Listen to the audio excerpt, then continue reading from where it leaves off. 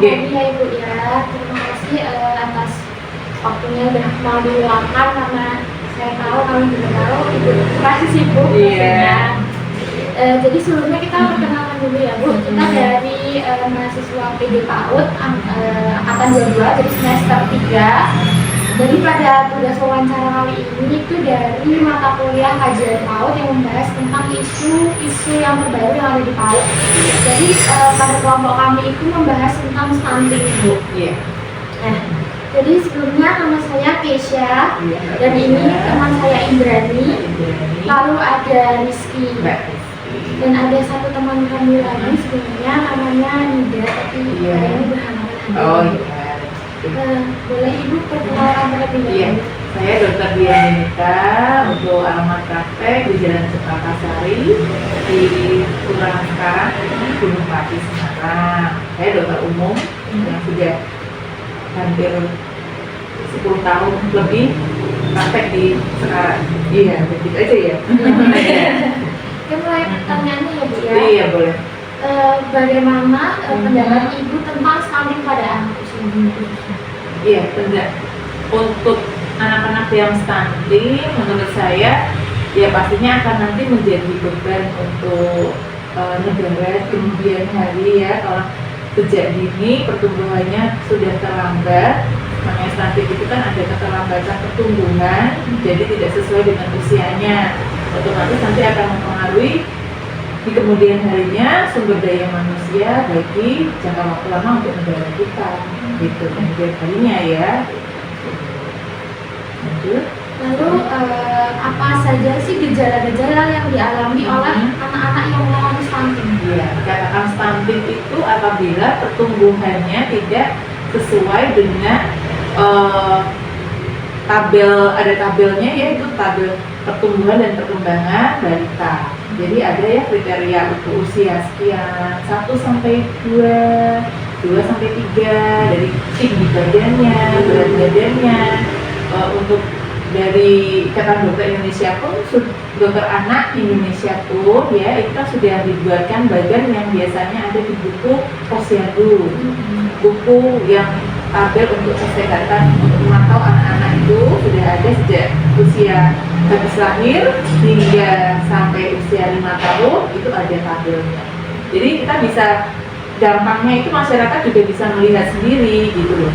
Apabila target tinggi dan berat badannya itu di bawah garis hijau, ya itu sudah indikasinya stunting gitu. Jadi ada tabelnya sendiri, ada badannya sendiri, itu dalam buku itu sudah ada. Dan masing-masing ibu mempunyai sejak hamil. Jadi sejak hamil itu sudah diberi sampai anaknya di usia 5 tahun, itu masih dipegang. Dan semua sudah ada informasinya di situ sebenarnya. Jadi yang memeriksa buku itu dari pihak kesehatan? Dari pihak, nah dengan adanya buku itu setiap bulan kan di RT itu tiap bulan ada posyandu. Jadi tidak hanya dari pihak dinas kesehatan, misal diwakili oleh petugas puskesmas, tapi ada kader-kader juga, ibu-ibu warga yang dipandu, yang dibina oleh puskesmas untuk membantu proses dari posyandunya gitu. Meskipun nanti pihak puskesmas juga akan hadir juga, tapi biasanya ibu-ibunya yang petugas kader posyandu itu sudah melakukan pengecekan terlebih dahulu. Jadi nanti didata, misal puskesmasnya biasanya datang jam 10, sedangkan posyandunya itu dari jam 8 gitu ya. Nah, nanti ada data-data anak-anak yang sudah menimbang tinggi badan, semua sudah ada. Nah, kita bisa lihat trennya juga di situ. Terus selanjutnya Ibu, apa sebenarnya penyebab utama dari stunting pada anak ini? Stunting pada anak banyak faktor, bisa karena pertama memang lahirnya dengan sudah BBLR, jadi berat badan lahirnya sudah rendah. Jadi berat badan lahirnya sudah rendah. Normalnya itu di usia 9 bulan itu minimal 2,6 kilo. Kalau kurang dari itu berarti dia berat badannya sudah rendah, seperti itu ya. Jadi untuk mengejar ketertinggalan dari anak-anak bayi yang normal lainnya dia butuh yang lebih ekstra untuk perawatannya di rumah seperti itu. Kemudian bisa juga dari MPASI-nya yang kurang mencukupi kebutuhan usia pertumbuhannya, ya kan. Kemudian dari infeksi kronis, jadi tubuhnya tidak bisa tumbuh dengan baik karena tubuhnya juga ada infeksi, bisa kayak TBC seperti itu bisa ya terjadi. Kurang lebih itu sih yang peralatannya ya. Lalu selanjutnya, apakah faktor genetik juga dapat mempengaruhi resiko stunting pada anak? Faktor genetik, jadi memang kalau stunting itu kan dia jadi tinggi badan, tapi kita kan tidak bisa mematok bahwa anak ini stunting kalau kita melihat ayah ibunya juga tidak terlalu tinggi gitu ya, tingginya mungkin emang pendek-pendek gitu misal. Nah, kalau anaknya itu, jadi makanya itu trennya dari bukunya itu bisa dilihat, memang anaknya itu memang tumbuh terus baik, cuman karena memang dia bapak ibunya kecil, ukuran tinggi badannya, jadi dia di garis yang minimal terus, tapi dia trennya naik ya nggak apa-apa. Kita normal bisa dikatakan Ya, makanya bisa, jadi ada kisaran yang minimal dan maksimal untuk anak-anak. Kalau berlebihan dari maksimal juga disebut obesitas, kalau kegemukan kayak gitu ya, tetap dipantau. Jadi pas aman, kalau sama dia masih di jalur hijau itu, kurva hijau itu masih normal, ya nggak apa-apa. Ya, maksudnya tubuhnya anak memang ini kecil, kan kelihatan kecil tapi dia gempal, aktif, lincah gitu ya. Bapak ibunya memang kecil gitu kan. Iya, berarti memang dia faktor genetiknya begitu. Tapi kalau udah kecil, kurus, rambutnya merah gitu kan, kelihatan nggak bersemangat gitu loh ya. Nah itu juga bisa stunting juga, bisa.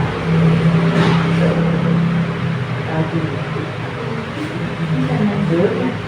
Terus apa jenis perawatan yang bisa diberikan kepada anak yang mengalami stunting? Perawatannya harus dilakukan juga dengan orang tuanya juga sebenarnya ya, karena yang mencukupi kebutuhan gizi harian itu kan perbaikan gizi.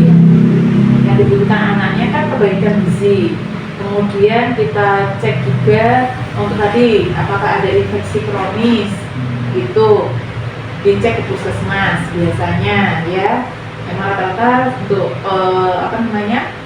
untuk stunting ini penanganannya oleh pihak puskesmas gitu. Jadi nanti di sana dicek dulu, biasanya ya tadi itu yang saya bilang ada TBC atau tidak, seperti itu ya kan, dicek dulu di puskesmas ada tesnya.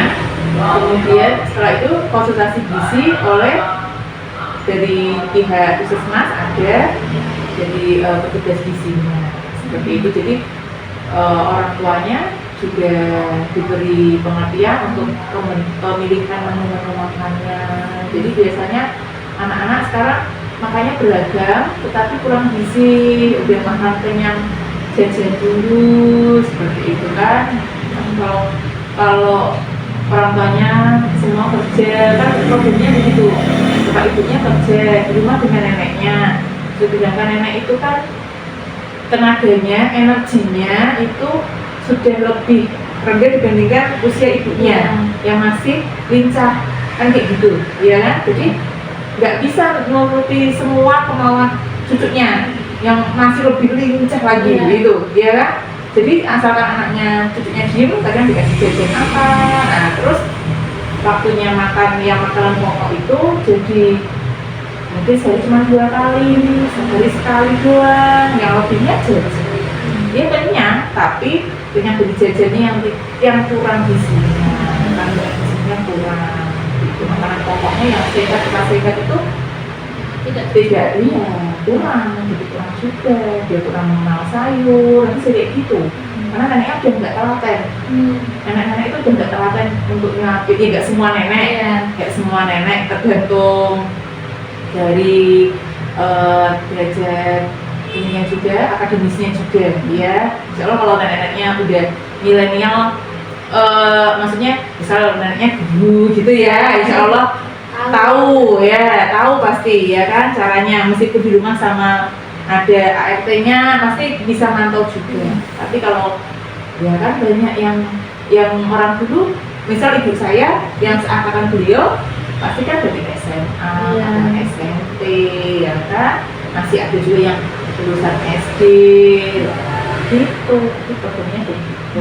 Jadi harusnya yang di rumahku misal nenek yang menjaga, ya nenek harus dikasih penjelasan oleh pihak puskesmas yang bagian gizi. Jadi ada dari puskesmas pun sebenarnya ada dikasih kayak biskuit tinggi protein, tinggi kalori, itu yang didistribusikan ke posyandu. Jadi yang pencatatan itu kalau ada yang sekiranya stunting nanti di-dropkan ke rumahnya kayak gitu ya, jadi di-dropkan, terus setiap bulan lagi dikasih lagi seperti itu sambil diamati. iya di perkembangannya. Nanti bulan depan ditimbang lagi, udah naik belum berat badannya, tingginya udah nambah belum, kan kayak gitu ya. Selanjutnya ya Iya. terkait yang dijelaskan tadi, yang pasien masih kenal lalu yang biskuit Iya. untuk memperberat lagi jenis makanan atau gizi yang penting untuk pertumbuhan anak dan pertumbuhan stunting itu apa? Iya, sebenarnya sekarang bukan paradigmanya bukan pasien 5 sempurna lagi untuk gizi, kan gizi seimbang, jadi diseimbangkan untuk usia anak-anak, untuk remaja apa, untuk dewasa muda apa, lanjut usia apa, kan gitu ya.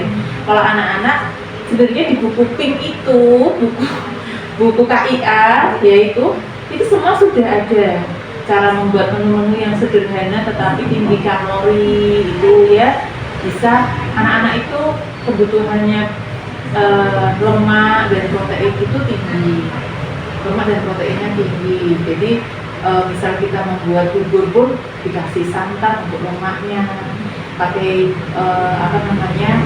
proteinnya hewani yang tinggi kan dari hewani, tidak harus ikan salmon yang mahal ya kan. Kalau ibunya milenial seusia saya pasti kan lihatnya TikTok, Instagram, Facebook, itu semua pakai ikannya MPAC-nya pakai salmon, padahal kan tidak harus. Pakai ikan kembung juga ada di pasar, ada yang segar seperti itu, kan harus dibiasakan dari dini gitu ya. Pakai ayam, pakai telur, pakai daging gitu. Jadinya ya sebisa mungkin dicincang, pakai food processor seperti itu, nggak perlu pakai panci-panci yang ala-ala Instagram itu ya. Untuk MPAC bisa kok kita bikin sendiri dengan, zaman dulu saya juga cuma punya blender doang, udah cukup pakai satu blender itu khusus, tapi memang untuk MPAC, karena kalau mau jus tomat atau buah, saya misal pengen jus mangga, pakai itu ya nggak enak juga ya kan.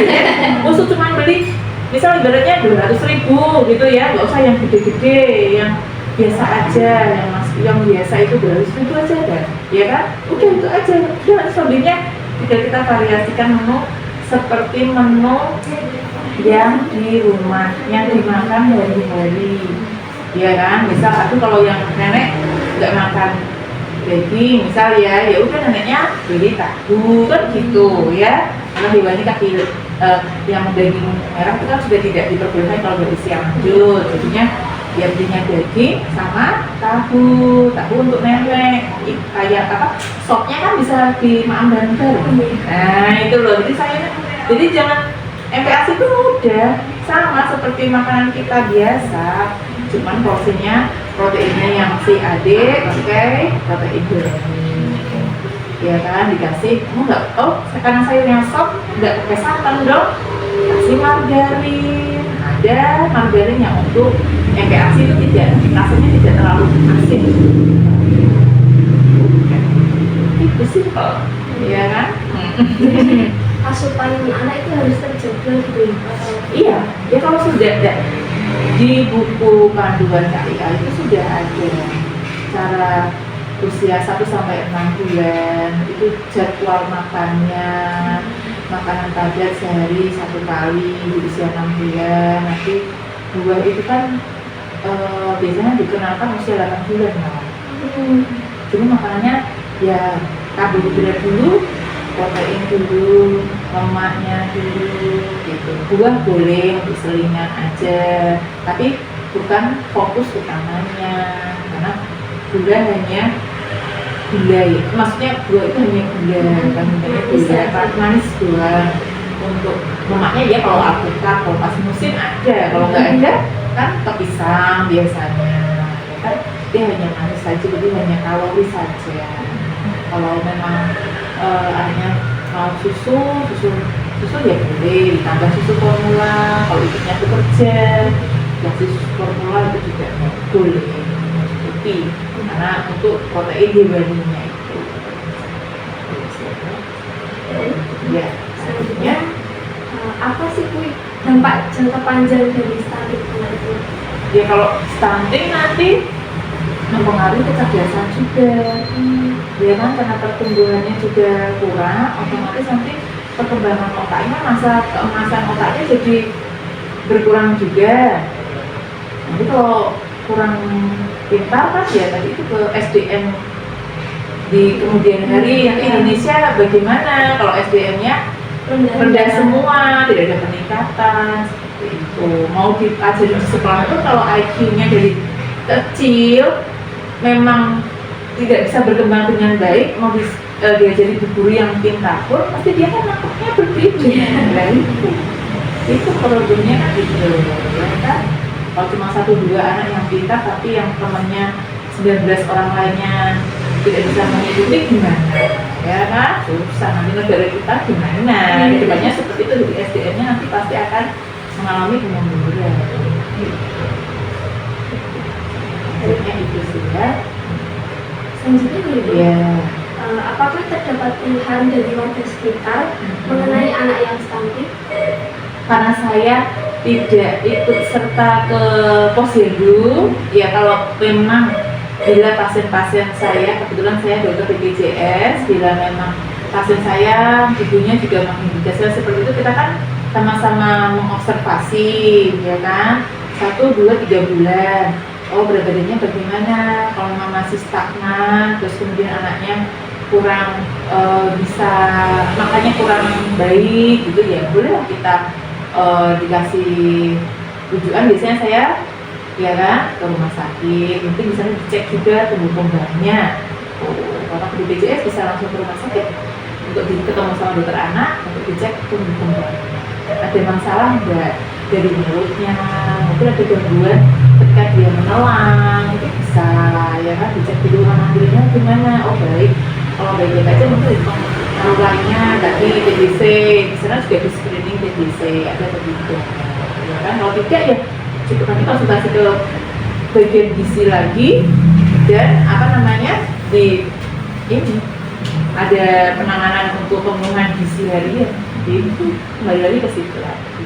Kalau memang ada penyakitnya TBC ya sambil pengobatan TBC gitu ya. Jadi ada saling kerjasama antara ibu sama yang nanti kalau tidak rujukan gitu ya, Iya. Observasi sama-sama. Iya, ya saling apa namanya ya, kalau dokter keluarga pasti ada maksudnya dengan komunikasi dengan pasien kan berkelanjutan ya kan. Mesti saya juga harus aktif bertanya kemarin gimana di rumah sakit, sakitnya apa, dari diagnosa di dokter anaknya apa gitu. Untuk kelanjutannya kan juga berpengaruh ketika nanti ketika dia dewasa kan itu ada rekodnya. Nah, ya. Selanjutnya gini, Iya. menurut ibu, ini sebenarnya maaf nih Bu, Cukup ya. apabila ekonomi orang tuanya itu di bawah rata-rata, apakah bisa mengakibatkan stunting? Kita itu menu harian itu kan tidak mahal, sederhana saja, ya kan? Masa iya nggak, kalau perekonomiannya rendah, iya. Makanya di puskesmas ada tadi apa namanya, pemberian makanan tambahan, ya boleh minta puskesmas pun bisa. Kalau kita perekonomian iya, tapi sebenarnya kan mudah sekali, maksudnya kayak tambahan untuk lemaknya. Ya misal kalau protein ya, misal kalau protein yang paling murah apa? Beli telur, beli ayam. Kalau daging mungkin mahal ya, mungkin bisa ke telurnya. Kuning telurnya itu kan untuk menambah juga, itu boleh. Tapi makanya dengan seperti itu di posyandu itu jadi bisa ditapis. Oh ini stunting karena faktor perekonomian, jelas bisa sekali muncul anak-anak yang stunting dari warga yang perekonomiannya rendah.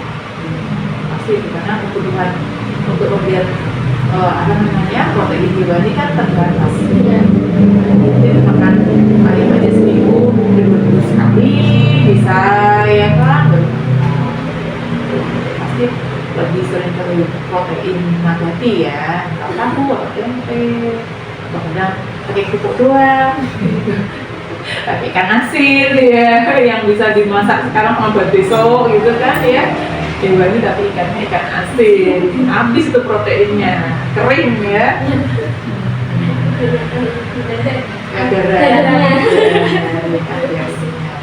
Iya, bisa dilanjut. Iya.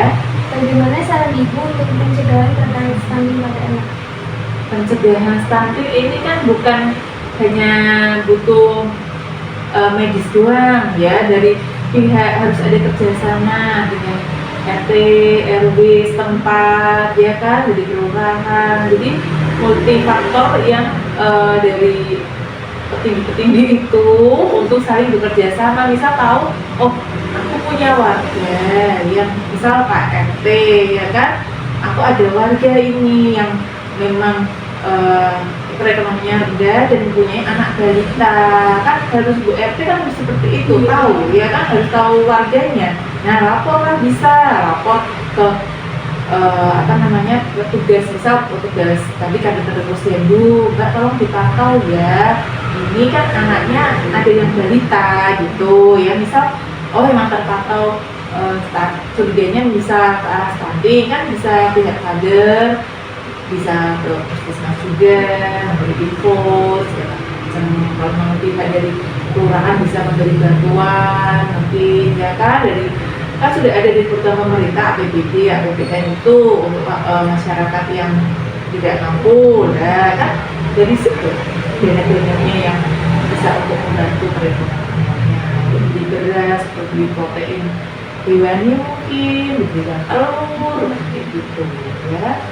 Kita harus semua lingkup harus membantu, nggak bisa misal Bu RT tok yang bantu, nggak bisa kadernya oh iya ini stunting cuma dikasih biskuit penambah MPASI, kadang juga anaknya nggak biasa makan biskuit ya kan, nggak biasa, nggak mau dia ya, malah itunya ada yang makan anak saya nggak mau, dia nggak mau biskuitnya. Ya udah, kayak gimana ya, dia coba dikenalkan dulu misal sedikit-sedikit, nanti mungkin dia tahu rasanya jadi mau doyan kayak gitu. Padahal sebulan nanti dikasih lagi, belum habis nih, masih sisa, masih ada baru habis seperempat gitu, udah dapat lagi kan kayak gitu ya. Memang itu PR bersama ya.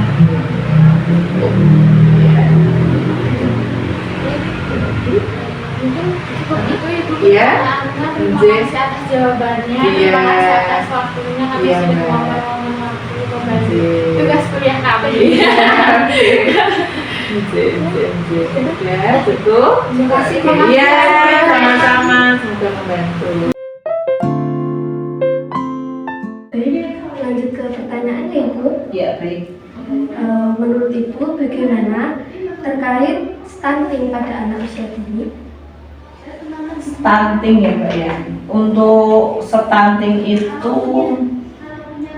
untuk anak usia dini itu sebenarnya kalau bulan, nama panggilan saya Bunala karena mungkin nama lengkapnya tidak sama dengan nama panggilan. Untuk stunting sendiri pada anak usia dini itu sebenarnya dalam kekurangan gizi atau mungkin makan asupan gizi sehari-hari itu kurang lebihnya itu ada juga yang mungkin kekurangan gizi di waktu ibu mengandung. Jadi mungkin imbasnya itu pada anak itu setelah tumbuh kembang anak di usia-usia setelah 0 bulan. Dan ada juga stunting itu kalau menurut saya itu dari mungkin karena faktor keturunan ya. Jadi tuh anaknya tuh saya lihat makannya juga memenuhi gizi seimbang. Dulu karena itu juga tetangga juga pernah lihat ya. Saya lihat juga dari keluarga mampu. Ibunya juga makan juga tidak kekurangan gizi pula waktu di dalam di waktu mengandung. Namun anak tersebut itu memang kecil, pendek, karena saya lihat ibunya itu juga pendek. Nah itu dari dulu waktu di posyandu itu dikatakan stunting. Padahal itu ayahnya juga tinggi, cuma yang ayahnya dia tidak tinggi, maksudnya ayahnya standar, cuma ibunya saja yang benar-benar kecil gitu. Ya mungkin karena kurang gizi seimbang atau mungkin karena faktor keturunan, saya juga belum begitu paham. Baik, pertanyaan selanjutnya Ibu. Ya. Apakah sekolah ini memiliki data terkait masalah stunting yang dialami oleh anak-anak? Data anak stunting di TK kami, alhamdulillah yang waktu tahun kemarin itu ada di TK dari Puskesmas. Di tahun kemarin itu tidak ada. Kalau tahun ini di DTK kan itu ada anak baru, tahun ajaran baru. Itu dari Puskesmas baru akan dilaksanakan besok hari Selasa, tanggal 28 September. Baru dari Puskesmas itu. Jadi untuk TK kami insya Allah tidak ada stunting. Baik, untuk selanjutnya, apakah terdapat program khusus yang diselenggarakan sekolah ini untuk mengedukasi orang tua terkait pentingnya gizi seimbang untuk pertumbuhan anak? Untuk program khususnya, saya rasa kelihatannya tidak ada. Cuman kami sering memberikan saran terkait di buku penghubung untuk orang tua itu mengenai bekal anak untuk tidak membawa seperti ciki atau yang instan itu seperti itu. Kalau untuk programnya belum ada. Baik, selanjutnya, apakah sekolah ini bekerja sama dengan pihak kesehatan untuk mendukung pencegahan atau penanganan stunting? Ya, seperti yang saya sampaikan tadi, di sekolah kami itu ada bekerja sama dengan Puskesmas sekarang. Sudah ada MOU-nya juga.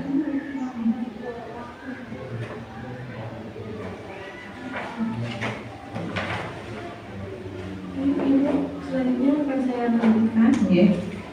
Lalu apakah terdapat lembaga eksternal ataupun dari luar yang melakukan sosialisasi terkait stunting di TK ini? Mungkin dari kelurahan atau untuk stunting sendiri belum pernah, Mbak. Belum pernah. Terus bagaimana cara mengintegrasikan informasi tentang stunting di dalam kurikulum ataupun kegiatan sehari-hari juga? Mengintegrasikannya itu mungkin karena berhubungan dengan gizi seimbang tadi, jadi kan pemberian makanan tambahan mungkin memang di TK kami itu ada program untuk pemberian makanan tambahan untuk anak-anak itu dilaksanakan sebulan 2 kali, 2 minggu sekali. Itu yang menunya itu insya Allah seperti dulu dikatakan 4 sehat. Iya, tidak ditambah susu karena sudah cukup 4 sehat itu saja gitu. Sudah rutinan ya Bu? Sudah rutin, sudah jadi program kami dari pertama kali itu ada. Baik, selanjutnya bagaimana saran ibu untuk meningkatkan kesadaran tentang stunting pada anak dan juga orang tua? Nah ini Mbak, kalau saran saya itu ya benar memang harus diajarkan seperti pengenalan stunting sendiri itu terutama ke orang tua, karena ada beberapa orang tua yang tidak menyadari bahwa gizi pada anak itu sudah dimulai dari dalam kandungan tersebut. Jadi ada juga orang tua itu taunya memberikan gizinya itu setelah anak sudah diberi makanan tambahan sesudah ASI. Jadi sesudah ASI itu makan tambahan. Padahal kalau menurut saya pernah belajar, kalau stunting itu seperti ibu sendiri ketika memberikan ASI pada anak itu memang ia harus memenuhi gizi. Jadi ibu sendiri tidak makan sembarangan apa yang dia suka. Jadi itu pertama waktu ASI. Terus selanjutnya waktu mengandung pula itu juga harus sama. Waktu mengandung itu juga harus memenuhi gizi juga gitu. Kalau menurut saya seperti itu. Nah, kalau memang mau ini ada kesadaran tentang stunting ini, pertama sasaran memang orang tua, baru selanjutnya ke anak. Karena anak itu menurut Bu Lala itu pembiasaan. Kalau dari kecil itu dibiasakan untuk memberikan makanan tambahan seperti sayur, buah dan lauk itu dibiasakan dari kecil, insya Allah nanti semakin pertumbuhannya semakin besar itu anak semakin suka dan diberikan menu-menu yang berganti ya, tidak hanya melulu itu saja, karena anak itu juga ada bosannya.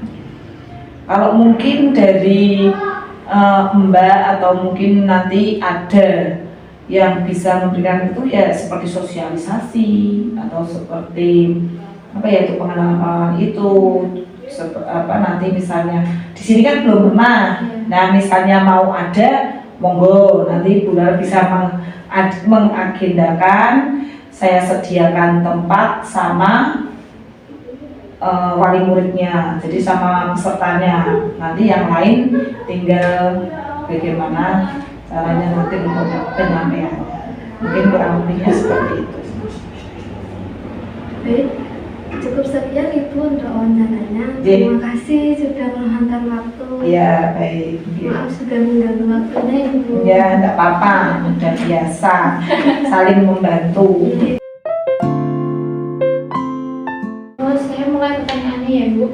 Jadi karena Ibu mengajar di kelas A untuk saat ini, apakah itu di kelas A itu ada terdapat anak yang mengalami stunting atau tidak? Kalau di kelas A itu karena kita belum ada pemeriksaan lagi ya Mbak ya, jadi kita belum tahu apakah ada anak yang terdeteksi stunting atau enggak. Karena takutnya kalau misal udah bilang ada yang stunting tapi ternyata bukan, karena kita kan nggak bisa sembarangan gitu, masih statement itu. Terus selanjutnya untuk Ibu sendiri, bagaimana sih tanda-tanda anak yang mengalami stunting? Tanda-tanda anak yang mengalami stunting, kalau setahu saya ya, kalau stunting itu biasanya kan faktor pertama itu kan karena keturunan. Nah itu kan biasanya yang pertama itu keturunan, misalnya kayak misal anak usianya itu udah 6 tahun, masuk 6 tahun, tapi ternyata kalau dari postur tubuh itu kan bisa dideteksi dari tubuh. Dari postur tubuh itu kelihatan tingginya belum menyerupai anak usia seusianya, seperti itu. Kurang lebih seperti itu sih kalau untuk stunting. Dia tuh kayak itu faktor keturunan juga dan lain sebagainya tuh. Lalu selanjutnya kalau misalnya jika ada anak di kelas tersebut yang mengalami stunting itu, tindakan guru yang mengetahui ada anak yang stunting di kelasnya itu biasanya bagaimana? Kalau ada ya, jika ada itu tuh ya kita lebih ke fokus pemeriksaan lebih lanjut. Misalnya karena kita kan ada MOU dengan puskesmas sekarang, jadi nanti mungkin karena ini ya akhir September ini nanti ada pemeriksaan, nanti kita fokuskan dulu ke situ gitu. Jadi nanti apa ya, mungkin kan kalau anak yang kena stunting itu kan ada penanganan khusus ya, kayak bisa pemberian makanan tambahan, terus pemenuhan gizi yang baik dan cukup seperti itu.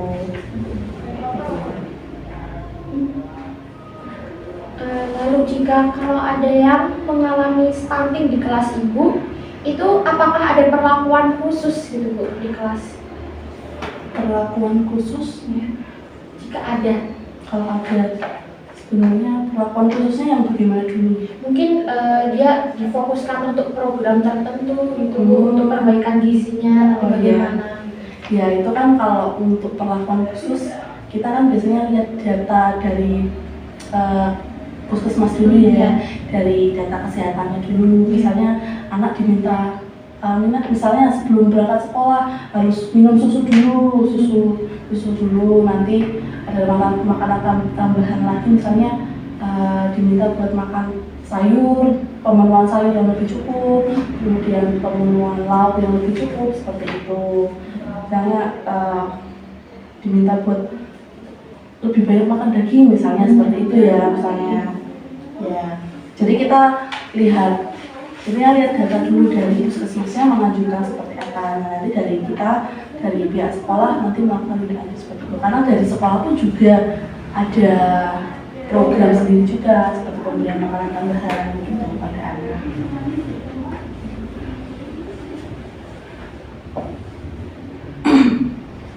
Ada lagi? Selanjutnya ya Bu, jika ada anak yang stunting, bagaimana ibu untuk mengatasi kendala dalam melaksanakan pencegahan stunting? Nomor 6 ya, upaya apa saja yang dilakukan untuk mengatasi kendala dalam melaksanakan pencegahan stunting? Kendalanya misalnya kekurangan apa namanya, asupan gitu ya.